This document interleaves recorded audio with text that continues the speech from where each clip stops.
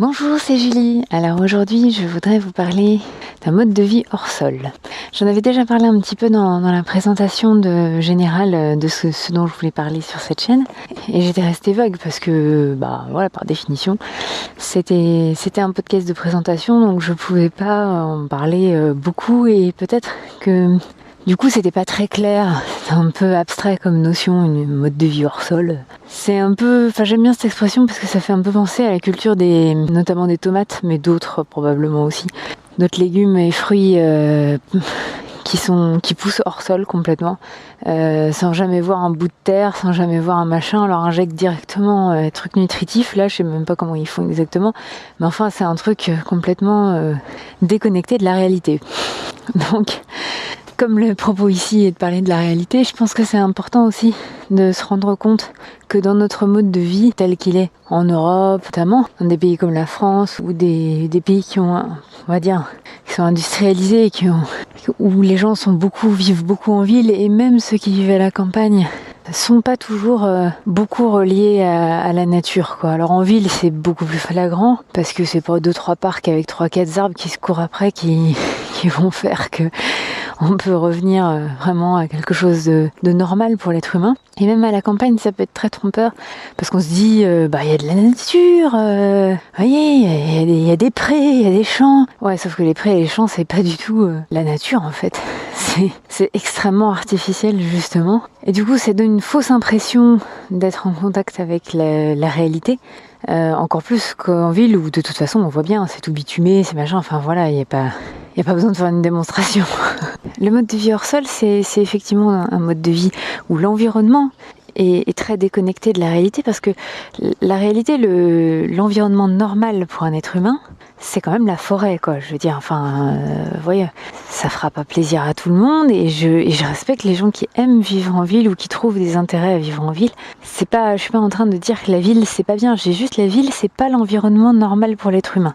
Voilà, c'est juste ça. Biologiquement, l'être humain il est fait pour vivre dans une forêt, pas dans une prairie, pas dans un désert qui soit de glace ou de sable, même si on arrive à survivre en ville, on arrive à survivre dans un désert. C'est d'ailleurs absolument incroyable comme adaptation, mais on est fait pour vivre dans une forêt. C'est la forêt qui est le plus adaptée à répondre à tous nos besoins. Et puis dans une forêt, on n'a pas besoin de lunettes de soleil par exemple. Donc ça paraît plus normal aussi. Moi j'ai toujours trouvé bizarre. Moi j'ai les yeux bleus, j'ai les yeux très sensibles, donc j'ai très rapidement besoin de lunettes de soleil. Dans une forêt, jamais, en fait, tout simplement. Parce que c'est adapté. On n'est pas adapté à avoir le ciel complètement ouvert au-dessus de nos têtes. C'est pas biologiquement l'environnement propice, quoi. Tout comme nous, on n'est pas fait pour vivre dans l'espace. On n'est pas fait. Et pourtant, il y a des gens qui arrivent sur la station internationale ou sur la Lune ou sur machin, ils arrivent à survivre un certain temps au prix de beaucoup de technologies. On serait capable, c'est quelque chose qu'ils sont en train de développer.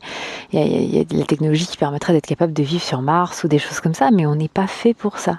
Et de la même manière, on n'est pas fait pour vivre dans une ville, dans un désert, dans une prairie. Ça ne répond pas à nos besoins, et c'est des besoins dont on a oublié aussi on se rend plus compte en fait. C'est là où la campagne peut vraiment nous induire en erreur.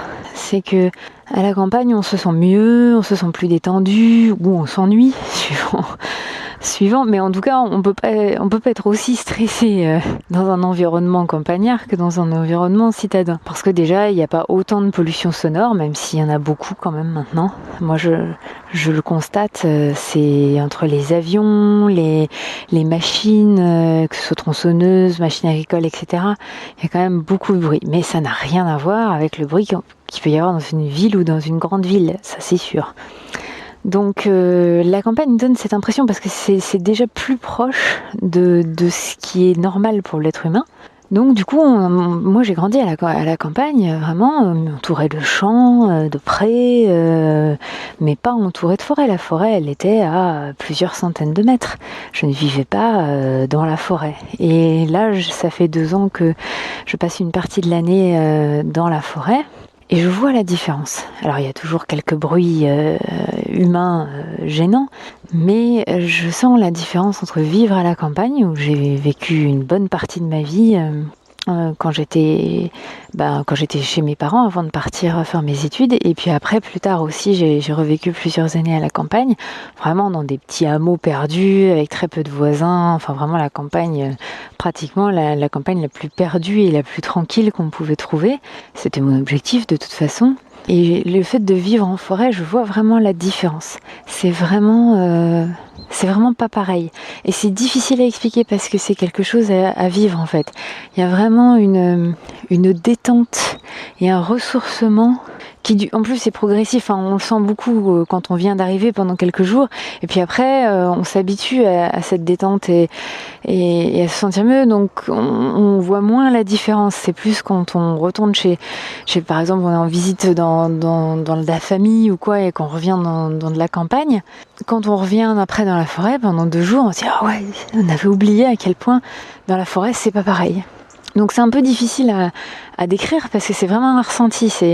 C'est quelque chose, à la limite, si ça vous fait envie, si vous avez une tente, un truc, un machin, je vous invite vraiment à expérimenter vous-même, d'aller camper en forêt un week-end ou quelques jours si vous pouvez.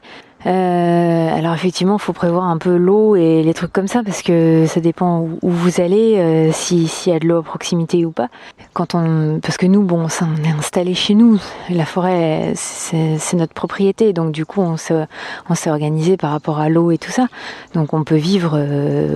Pour l'instant, on est installé pour pouvoir vivre au beau jour.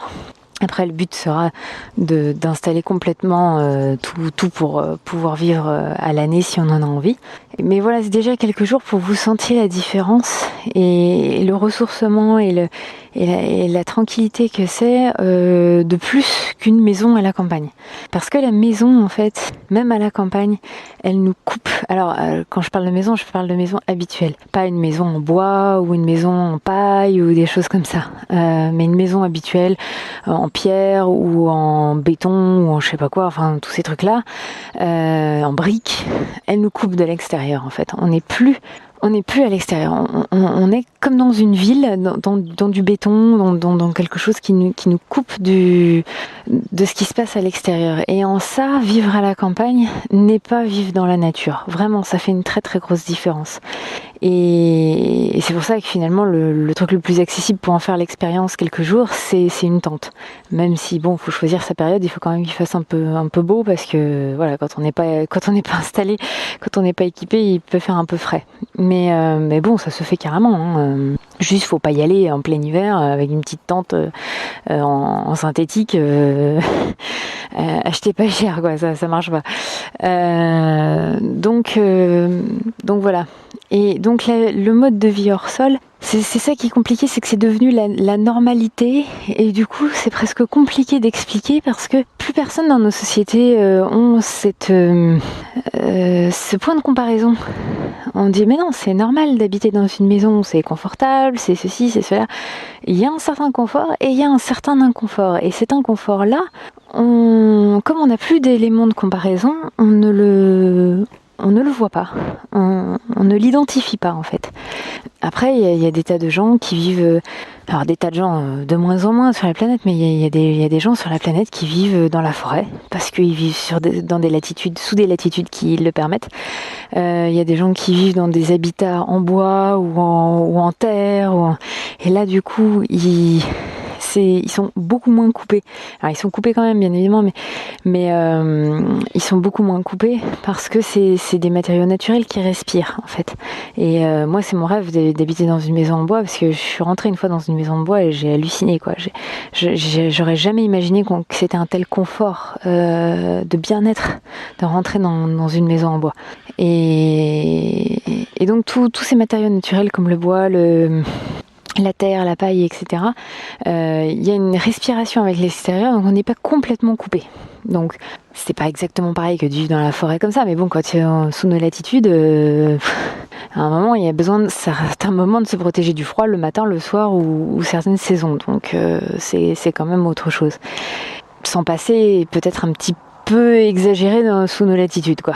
Donc, mais c'est complètement autre chose. Et en fait, comme on est tellement habitué aux maisons de pierre, de moellons, de briques, de tout ça, eh ben on croit que c'est normal et on voit pas la différence. On se rend pas compte qu'on est hors sol, en fait.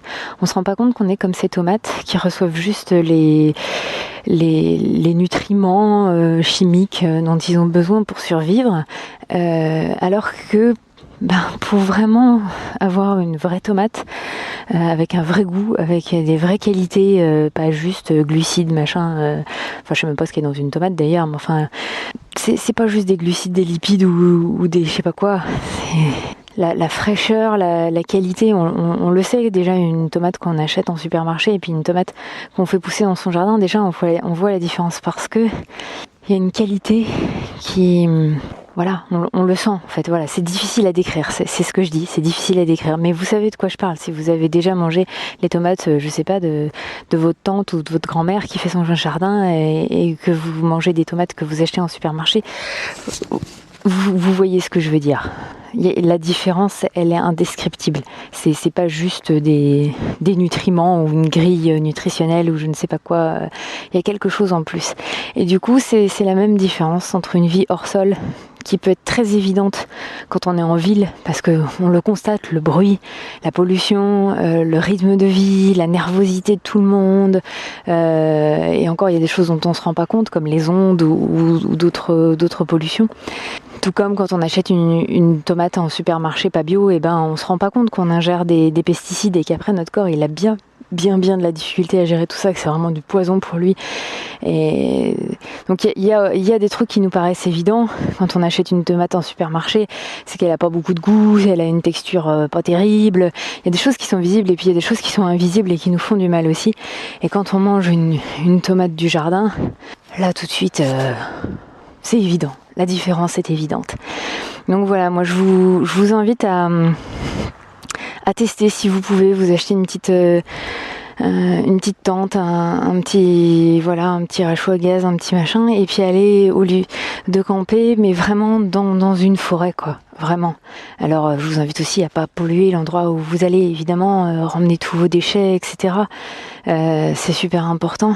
Et pour faire l'expérience vraiment de cette différence de qualité, de repos, de ressourcement, de décontraction, voilà, voir qu'est-ce que c'est, et puis tout ce que je vous dis pas, tout ce que vous allez percevoir en le faisant et qui est peut-être propre à vous ou ce que ça vous apporte à vous, quoi. Moi je vous dis par rapport à ce que j'ai vécu, mais aussi faites votre propre expérience de voir mais qu'est-ce que ça change de passer 2-3 jours, 2-3 nuits dans un environnement naturel.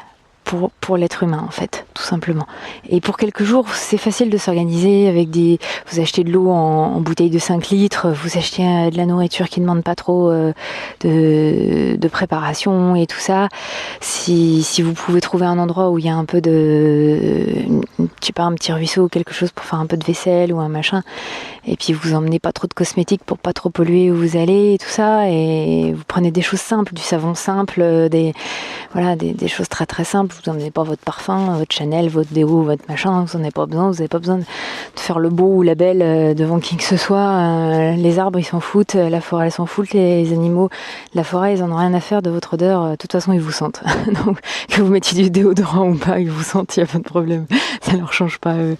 Et il y a ça aussi, il y a le contact avec les animaux qui font partie de la réalité et qu'on a complètement, on a transformé quelques espèces qu'on veut domestiquer et puis tout le reste, ça n'existerait plus, que ce serait pareil, quoi. On les voit plus, on n'a plus de contact avec eux. Même moi, j'ai pas eu énormément de contact parce qu'il y en a plus beaucoup. Bon, j'en ai eu quand même, en 2 fois 6 mois, j'ai eu des contacts avec des animaux, évidemment, pas toujours très rapprochés, mais des fois un petit peu. Et Et ça aussi, ça fait partie de la réalité. Ça fait partie du normal que les êtres humains soient entourés d'animaux. Et pas juste quelques espèces que eux ont sélectionnées, qu'ils ont modifiées, évidemment, avec les domestications. Et ça, c'est encore cette histoire de contrôle, quoi. Toujours vouloir contrôler qu'est-ce qui est dans notre environnement. Et dans la forêt, on peut pas tout contrôler. Donc c'est intéressant aussi d'expérimenter qu'est-ce que ça fait d'être dans un environnement où on contrôle pas tout, où le sol est pas plat, où tout est vivant, en fait. Voilà, je vous dis à très bientôt.